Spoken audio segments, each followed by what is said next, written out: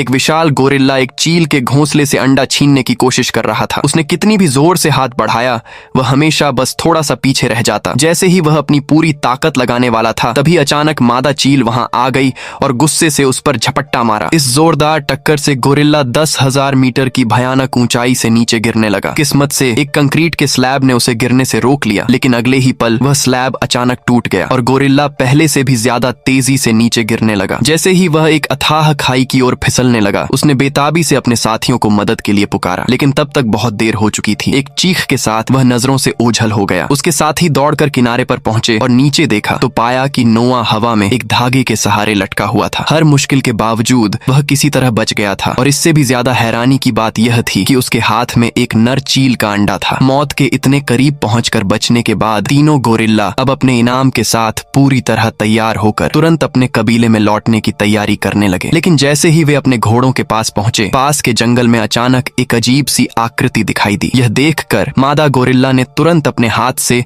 एक पत्थर उस पर फेंक मारा। पेड़ों के बीच एक चीख गूंज उठी। तीनों गोरिल्ला तुरंत उस परछाई जैसी आकृति का पीछा करने लगे। जब वे एक सुरंग के मुहाने पर पहुंचे तो उन्हें वहां पेड़ की एक डाल से लटका हुआ खून से सना हुआ टाट का एक टुकड़ा ही मिला। जैसे ही वे अंदर जाकर जांच पड़ताल करने वाले थे, सुरंग के अंदर से एक भयानक दहाड़ सुनाई दी। डर के मारे तीनों गोरिल्ला बिना किसी हिचकिचाहट के मुड़े और भाग खड़े हुए। हालांकि जब उस रात नोआ आखिरकार अपने कबीले में वापस पहुंचा तो उसने पाया कि उसका कबीला पहले से ही आग के भयानक दरिया में घिरा हुआ था।